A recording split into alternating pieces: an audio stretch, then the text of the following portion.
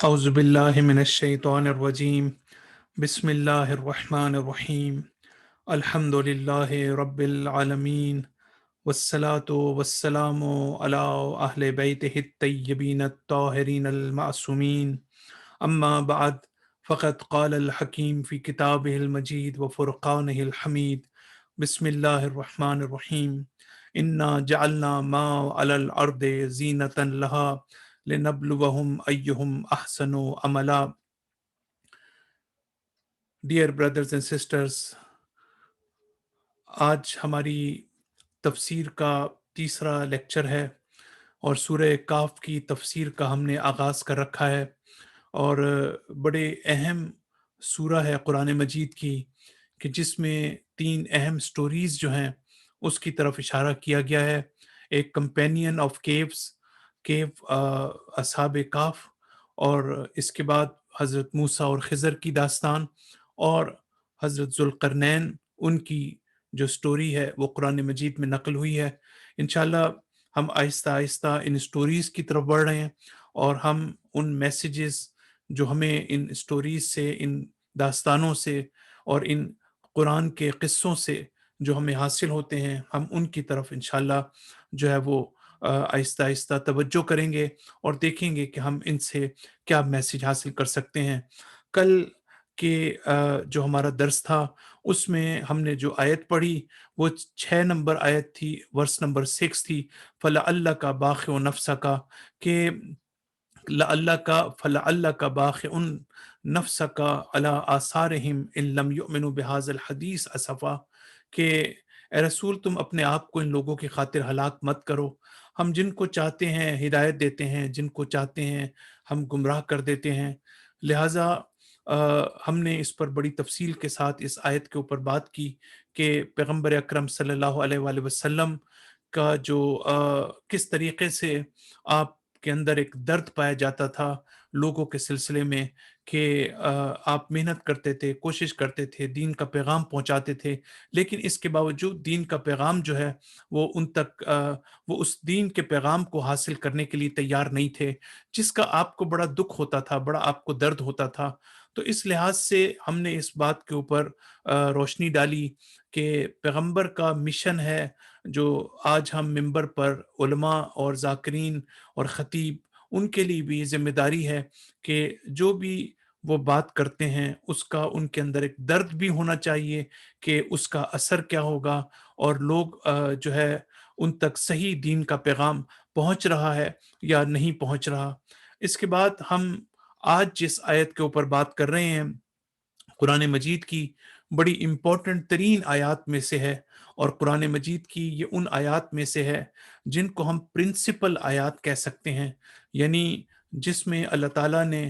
پورے قرآن کی ایک جسٹ جو ہے، پورے قرآن کا ایسنس جو ہے اللہ تعالیٰ نے اس آیت کے اندر بیان کر دیا ہے. یعنی اگر ہم قرآن مجید کے ساتھ اپنا رابطہ استوار کرنا چاہتے ہیں، اگر قرآن مجید کے ساتھ اپنے آپ کو ہم فیملیئر کرنا چاہتے ہیں، مانوس کرنا چاہتے ہیں، اور قرآن مجید کے ساتھ ہم جو ہے اپنے آپ کو قریب کرنا چاہتے ہیں، تو بہت ضروری ہے کہ قرآن مجید کی اس آیت میں جو ایک آفاقی پیغام ہے، جو ایک یونیورسل پیغام ہے، ہم اس یونیورسل پیغام کے اوپر ہم توجہ کریں اور دیکھیں کہ وہ قرآن جو ہے، یہ جو میسیج دے رہا ہے وہ قرآن کی تمام آیات سے متعلق ہے، اور اس کا تعلق جو ہے ہمارے بنیادی ورلڈ ویو کے ساتھ ہے، ہماری بنیادی اپروچ کے ساتھ ہے کہ ہم جب قرآن کی تلاوت کرتے ہیں، جب ہم قرآن پڑھتے ہیں، جب قرآن کو سمجھنا چاہتے ہیں، تو ہمیں بہت ضروری ہے اس بات کو سمجھنا کہ ہمارا مقصد کیا ہے، ہمارا ہدف کیا ہے، اور ہم کیا چیز اس سے حاصل کرنا چاہتے ہیں. قرآن کی یہ آیت جس کے اوپر ہم بات کر رہے ہیں وہ قرآن مجید بنیادی طور پر جو ہے ہمیں اسی بات کی طرف متوجہ کرتا ہے کہ ہمارا اصل مقصد کیا ہے، قرآن سے ہمارا رابطہ کس طرح کا ہونا چاہیے، قرآن سے ہماری ایکسپیکٹیشنز کیا ہونی چاہیے، قرآن سے جو ہم نالج حاصل کرتے ہیں وہ نالج جو ہے وہ ہمارے اوپر اس کی تاثیر کیا ہونی چاہیے، اور کیا چیز ہم بنیادی طور پر حاصل کرنا چاہتے ہیں، اور کس چیز پر ہمیں فوکس کرنے کی ضرورت ہے. تو یہ بہت ضروری ہے ہمارے لیے کہ ہم اس مسئلے کو دیکھیں کہ قرآن یہ کہتا ہے کہ اِنَّا جَعَلْنَا مَا عَلَى الْأَرْضِ زِینَةً لَہَا، کہ ہم نے جو کچھ بھی اس زمین پر خلق کیا ہے، جو کچھ بھی ہم نے اس زمین پر قرار دیا ہے، وہ اس زمین کی زینت ہے، وہ اس زمین کے لیے ایڈورنمنٹ کی حیثیت رکھتی ہے، وہ اس زمین کی بیوٹی ہے۔ اگر ہم زمین کے اوپر دیکھتے ہیں کہ اللہ تعالیٰ نے سرسبز و شاداب اس زمین کو بنایا ہے، اس میں درخت ہیں، اس میں پلانٹیشن ہے، اس میں بڑے خوبصورت باغات ہیں، اس میں میوہ جات ہیں، اس میں فروٹس ہیں، اس میں دریا ہیں، اس میں نہریں ہیں، اس میں سمندر ہے، اس میں پہاڑ ہیں، اس میں ماؤنٹینز ہیں۔ یہ ساری چیزیں اللہ تعالیٰ نے، اور اسی طریقے سے یہ کہکشاں ہے، یہ ستارے ہیں، یہ آسمان ہے جو رات کی تاریکی میں چمکتا ہے۔ اسی طریقے سے جو چیز ہم اس دنیا میں حاصل کرتے ہیں، ہمارے پاس بہترین گھر ہے، ہمارے پاس بہترین گاڑی ہے، ہمارے پاس دوسری چیزیں ہیں، قرآن مجید کی یہ آیت جو ہے بڑا ایک امپورٹنٹ میسج ہمیں دیتی ہے، اور وہ یہ دیتی ہے کہ یہ سب کچھ جو بھی تمہیں نظر آ رہا ہے زمین کے اوپر، جو کچھ بھی ہم نے قرار دیا ہے، یہ تمہاری ذات کے لیے بیوٹی نہیں ہے، تمہاری بیوٹی نہیں ہے، تمہارا حسن نہیں ہے، تمہاری خوبصورتی نہیں ہے، یہ زمین کی خوبصورتی ہے۔ تم کبھی اس دو چیزوں کو آپس میں مکس اپ نہ کرو کہ جو چیز تمہاری نہیں تھی، جو چیز تمہاری خوبصورتی نہیں تھی، تم اسے اپنی خوبصورتی بنا کر بیٹھ جاؤ۔ آپ دیکھیں کہ جو لوگ تکبر کا شکار ہوتے ہیں، جو لوگ ایروگینٹ بیہیویئر ہوتا ہے، جو لوگ اپنے آپ کو سپیریئر سمجھتے ہیں، وہ سپیریئر کیسے سمجھتے ہیں؟ وہ دنیا کی چیزوں کو، جو ان کی ورلڈلی اچیومنٹس ہیں، جو ان کی دنیا کی جو کامیابیاں ہیں، جو ان کی ایڈوانسمنٹ ہے اس دنیا کے اندر، وہ اس کو اپنی بیوٹی سمجھتے ہیں، وہ اپنا حسن سمجھتے ہیں، وہ اپنا پرفیکشن اور اپنا کمال سمجھتے ہیں۔ لہٰذا وہ لوگوں کو یہ بتانا چاہتے ہیں کہ جو پرفیکشن کا لیول میرے پاس ہے، جو بینیفٹس میرے پاس ہیں، جو ورلڈلی تھنگز میرے پاس ہیں، جو دنیا کی اشیاء میرے پاس ہیں، جو کامیابیاں دنیا میں مجھے ملی ہیں، یہ میری کامیابی ہے، میری طرف سے حاصل کردہ کامیابی ہے۔ لہٰذا جب انسان ان کو اپنا حسن سمجھتا ہے، اپنی خوبصورتی سمجھتا ہے، آپ نے غور کیا ہوگا کہ انسان اپنی زندگی میں جو ہے وہ جھوٹی عزت حاصل کرنے کی کوشش کرتا ہے، اپنی آنر بنانے کی کوشش کرتا ہے، اپنی ڈگنیٹی بنانے کی کوشش کرتا ہے، اور جھوٹ کا سہارا لے کر، باطل کا سہارا لے کر اپنی جھوٹی عزت جو ہے وہ معاشرے میں قائم کرنے کی کوشش کرتا ہے۔ اس کا ظاہر کچھ اور ہوتا ہے، لیکن اس کا باطن جو ہے وہ کچھ اور ہوتا ہے۔ لیکن قرآن صرف اسی آیت کے اندر جو ہے ہمیں بڑی واضح طور پر یہ فرماتا ہے، قرآن یہ کہتا ہے کہ وَإِنَّا جَعَلْنَا مَا عَلَى الْأَرْضِ زِینَةً لَهَا، کہ ہم نے زمین پر جو کچھ بھی بنایا ہے، جو کچھ بھی رکھا ہے، جو کچھ بھی قرار دیا ہے، وہ زمین کی زینت ہے، وہ زمین کی بیوٹی ہے، وہ زمین کی خوبصورتی ہے، وہ تمہاری خوبصورتی نہیں ہے۔ پھر اللہ تعالیٰ فرماتا ہے لِنَّبْلُوَهُمْ أَيُّهُمْ أَحْسَنُ عَمَلًا، یہ سارا کام میں نے کیوں کیا ہے؟ میں یہ دیکھنا چاہتا ہوں کہ تمہیں امتحان سے گزاروں، تمہیں آزمائش سے گزاروں۔ تو یہ ساری چیزیں آزمائش ہیں، امتحان ہے۔ تو دو امتحان وہاں پر ہوتا ہے کہ جب آپ کے پاس کوئی چیلنجنگ ٹاسک ہو، جب آپ کے پاس دو یا تین کوئی آپشنز ہوں کہ جن میں سے آپ کسی ایک آپشن کو جو ہے وہ سلیکٹ کرتے ہیں، چاہے تو امتحانات کا پرانا طریقہ آپ دیکھ لیں، اور چاہے جو ہے آپ جو نیا طریقہ جو ملٹیپل چوائسز کا طریقہ ہے، اس میں بھی آپ جو ہے وہ مختلف آپشنز میں سے ایک صحیح جواب کو آپ تلاش کرتے ہیں، اور اس کو جو ہے آپ ٹک کرتے ہیں۔ یہی بات اللہ تعالیٰ ہمیں کہنا چاہتا ہے کہ تمہارے لیے ضروری ہے کہ جب میں یہ کہہ رہا ہوں کہ یہ تمہارے لیے امتحان ہے، تمہارے لیے آزمائش ہے، تو آزمائش کے لیے تمہیں یہ تلاش کرنا پڑے گا کہ میں کس قسم کی تمہیں آزمائش سے گزار رہا ہوں، کس قسم کے تمہارے امتحان سے تمہیں گزار رہا ہوں۔ تو اس کا مطلب یہ ہے کہ اللہ تعالیٰ ہمیں متوجہ کرنا چاہتا ہے کہ ایک چیز وہ ہے کہ جو زمین کی خوبصورتی ہے، اب ایک اور چیز ہے جو تمہاری خوبصورتی ہے۔ تمہارے قلب کی خوبصورتی ہے، تمہاری روح کی خوبصورتی ہے۔ اس لیے کہ فوراً یہ سوال پیدا ہوتا ہے کہ پروردگارا، اگر یہ ہماری خوبصورتی نہیں ہے، اگر یہ ہماری بیوٹی نہیں ہے، اگر یہ ہمارا حسن نہیں ہے، تو پھر ہمارا حسن کیا ہے، ہماری بیوٹی کیا ہے، ہماری خوبصورتی کیا ہے؟ تو اس مقام پر اللہ تعالیٰ جو ہے وہ یہ فرماتا ہے کہ جو تمہاری بیوٹی ہے، لیکن اللہ حبب الیکم الایمان، پہلی بات یہ کہ اللہ تعالیٰ نے تمہارے اندر ایمان کو محبوب قرار دیا ہے۔ ایمان کی جو نعمت ہے، ایمان کی جو دولت ہے، وہ تمہارے اندر اللہ تعالیٰ یہ کہتا ہے کہ میں نے تمہارے اندر اس کی محبت کو رکھا ہے، اس کی اٹریکشن کو رکھا ہے، تم اس کی طرف جو ہے وہ اٹریکٹ ہوتے ہو۔ ایمان تمہارے دل میں نے رکھا ہے اور اس کی محبت رکھی ہے۔ وَزَيَّنَهُ فِي قُلُوبِكُمْ، اور میں نے تمہارے قلوب کو تمہارے ایمان سے مزین کیا ہے، میں نے تمہارے قلوب کو تمہارے ایمان سے زینت بخشی ہے۔ تو تمہاری اگر کوئی خوبصورتی ہے، تمہارا اگر کوئی حسن ہے، اگر تمہاری کوئی بیوٹی ہے، تو یہ دنیا نہیں ہے، یہ دنیا کی اشیاء نہیں ہے، یہ دنیاوی کامیابیاں نہیں ہیں، یہ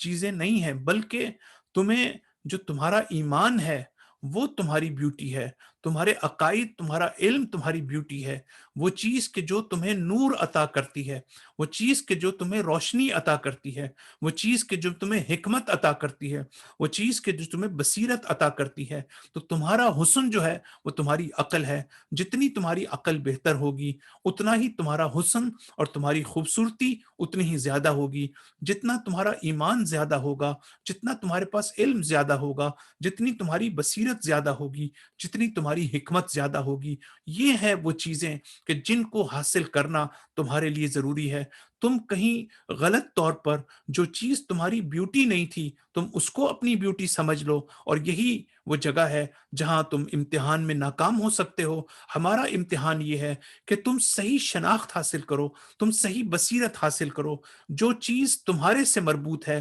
جس کا تعلق تمہاری روح سے ہے، جس کا تعلق تمہاری پرفیکشن سے ہے، جس کا تعلق تمہاری اسپریچول ڈیولپمنٹ سے ہے، جس کا تعلق جو ہے ہماری ریفائنمنٹ آف ہارٹ سے ہے، تم ان چیزوں پر غور کرو۔ دوسرے لفظوں میں اللہ تعالیٰ یہ کہنا چاہتا ہے کہ دنیا میں جو چیزیں میں نے رکھی ہیں، یہ چیزیں میں نے اس لیے نہیں رکھی کہ تم ان کو اپنی خوبصورتی بناؤ، لیکن ان سے تم وہ چیزیں حاصل کرو۔ تمہارا جو رابطہ ہے، تمہارا جو ریلیشن شپ ہے، اس ریلیشن شپ کی نوعیت ایسی ہونی چاہیے کہ یہ چیزیں جو ہیں تمہارے لیے تقوی کا باعث بن سکیں، تمہارے ایمان کی تقویت کا باعث بن سکیں۔ تو دنیا ایک الگ چیز ہے، اور دنیا سے جو ہم حاصل کرتے ہیں وہ اللہ تعالیٰ کہتا ہے میرے لیے امپورٹنٹ ہے۔ حتیٰ اللہ تعالیٰ کہتا ہے میں نے عبادات کا تمہیں حکم دیا ہے، تم نماز پڑھتے ہو، روزہ رکھتے ہو، حج کرتے ہو، زکوٰۃ دیتے ہو، اتنے احکامات، میری کمانڈمنٹس جو ہیں وہ قرآن مجید کے اندر موجود ہیں۔ لیکن میں یہ دیکھنا چاہتا ہوں کہ میں یہ نہیں دیکھنا چاہتا کہ تم نماز پڑھ رہے ہو، تم روزہ رکھ رہے ہو، تم ہزاروں میل جو ہے وہ سفر کر کے تم حج کرتے ہو، تم زیارتیں کرتے ہو۔ میں یہ دیکھنا چاہتا ہوں کہ نماز کے بعد اس کا اثر تم پہ کیا ہوتا ہے، روزے کے بعد اس کا اثر کیا ہوتا ہے، زیارتوں پہ جانے کے بعد ان کا اثر تم پر کیا ہوتا ہے۔ میری نگاہ جو ہے وہ تمہاری روح پر ہے، تمہارے قلب پر ہے۔ جو معیار ہے تمہارے اعمال کی قبولیت کا، وہ تمہاری انٹینشن ہے، وہ تمہاری نیت ہے، وہ تمہارا اخلاص ہے۔ میں اس کو دیکھوں گا۔ انما یتقبل اللہ من المتقین، اللہ تعالیٰ متقین کے اعمال کو قبول کرتا ہے۔ اللہ تعالیٰ کہتا ہے جو تمہارے میں سے میرے پاس ساؤنڈنس آف ہارٹ کے ساتھ آئے گا، قلب سلیم کے ساتھ آئے گا، میں اس کو اپنے حضور میں قبول کروں گا۔ تو اللہ تعالیٰ ہمیں یہ پیغام دیتا ہے کہ وَلَنَبْلُوَهُمْ أَيُّكُمْ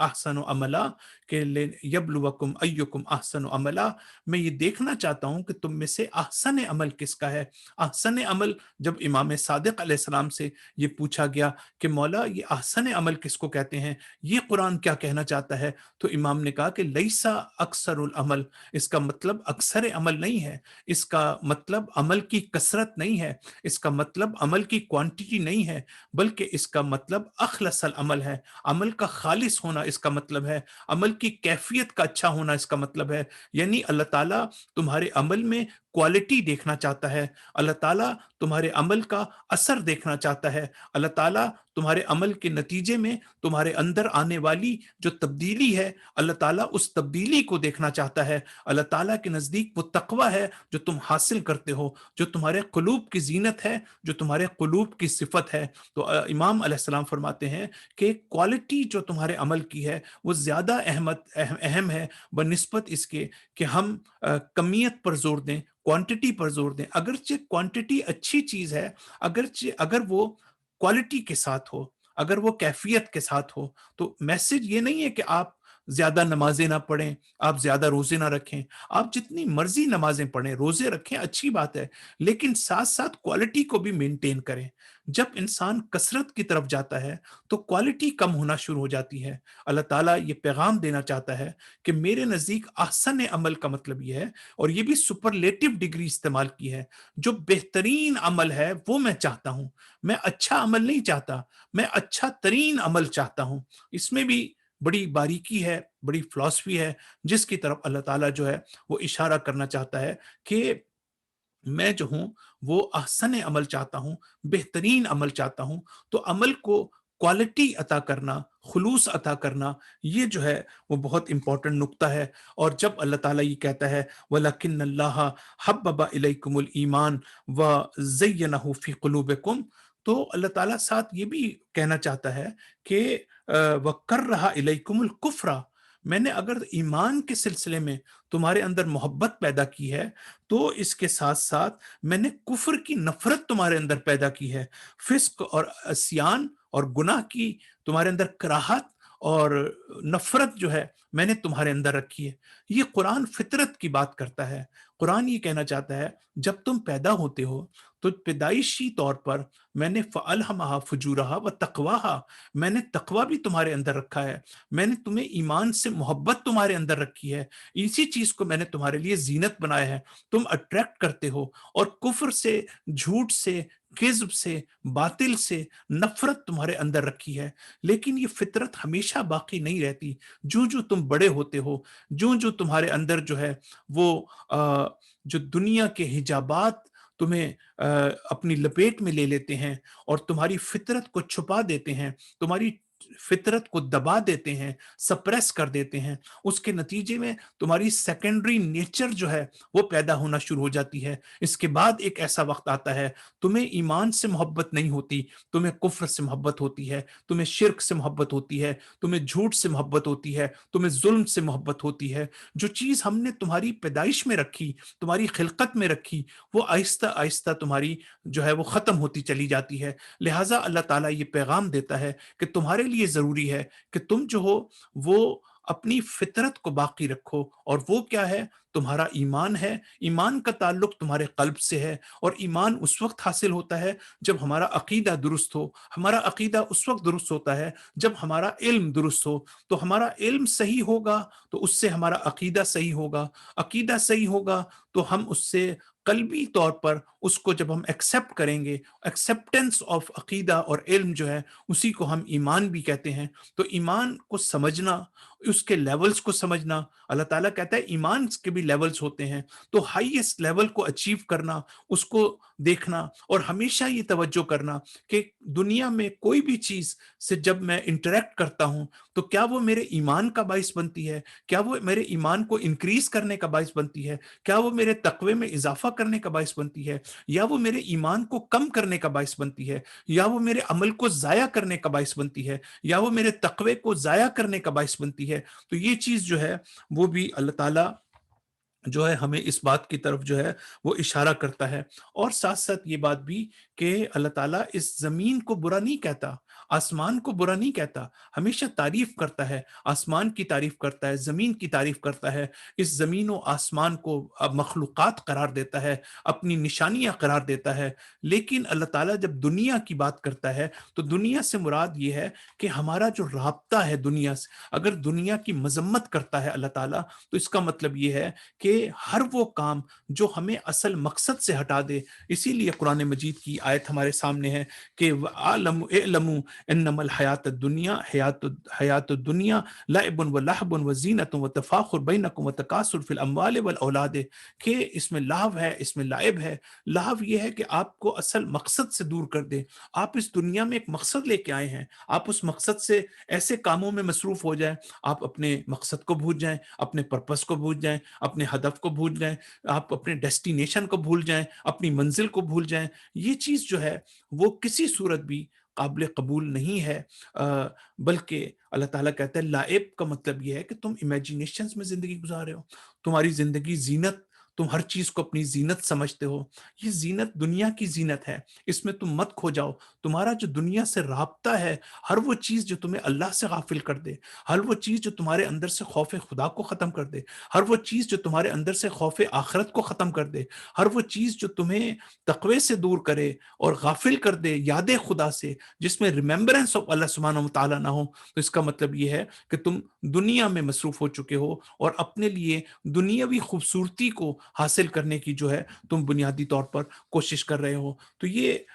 ہماری آج کے حوالے سے تفاخر کی بھی بات قرآن کرتا ہے کہ تم یہ جو فخر فروشی کرتے ہو، یہ جو تم بوسٹنگ ایٹیٹیوڈ ہے تمہارا، اس کا تعلق تمہاری دنیا سے ہے، اس لیے کہ تمہارے اندر پہلی بات تو یہ کہ تمہارے اندر جہالت ہے۔ اس جہالت کی بنیاد پر تم جو ہے فخر کرتے ہو اپنی چیزوں پر، اور تمہاری نگاہ جو ہے وہ ان چیزوں پر ہوتی ہے جو تمہارے پاس مثلا موجود ہیں، جبکہ تمہارے اندر جب تم تفاخر کرتے ہو، جب تم بوسٹنگ ایٹیٹیوڈ تمہارا ہوتا ہے، تو بنیادی طور پر آخرت سے تم غافل ہوتے ہو، اس لیے کہ تمہیں اس سے دلچسپی نہیں ہوتی کہ تمہیں دنیاوی محنت اور کوشش کا تمہیں ریوارڈ ملے اور آخرت میں اس کی جزا ملے۔ تم دنیاوی چیزوں پر فخر جتاتے ہو، اپنے آپ کو سپیریئر قرار دیتے ہو، اپنے آپ کو بزرگ و برتر قرار دیتے ہو، جس کے نتیجے میں تمہیں آخرت میں کوئی ثواب نہیں ملے گا۔ اس کا مطلب یہ ہے کہ تمہیں آخرت سے دلچسپی نہیں ہے، تمہیں آخرت سے تم غافل ہو اور غفلت کا شکار ہو۔ تو انشاءاللہ اللہ تعالی ہم سب کو توفیق عطا فرمائے کہ ہم اس مشکل امتحان میں جو ہے وہ کامیاب ہو سکیں، اور ماہ مبارک رمضان ہے، اور اس ماہ میں اور شبہ قدر کے ایام اور راتوں میں انشاءاللہ اللہ تعالی ہمیں مزید توفیق دے کہ ہم زیادہ سے زیادہ عبادت کر سکیں، زیادہ سے زیادہ روزے رکھ سکیں، زیادہ سے زیادہ ہم جو ہے اپنے عبادات میں، اپنے عمل میں اخلاص پیدا کر سکیں، خلوص پیدا کر سکیں، اپنی نیت کو بہتر بنا سکیں، اور اپنے عمل کو کیفیت کے لحاظ سے ہم زیادہ سے زیادہ جو ہے اس کو بہتر سے بہتر جو ہے وہ بنا سکیں۔ وصلی اللہ علی محمد وعلی آلہ الطیبین الطاہرین المعصومین۔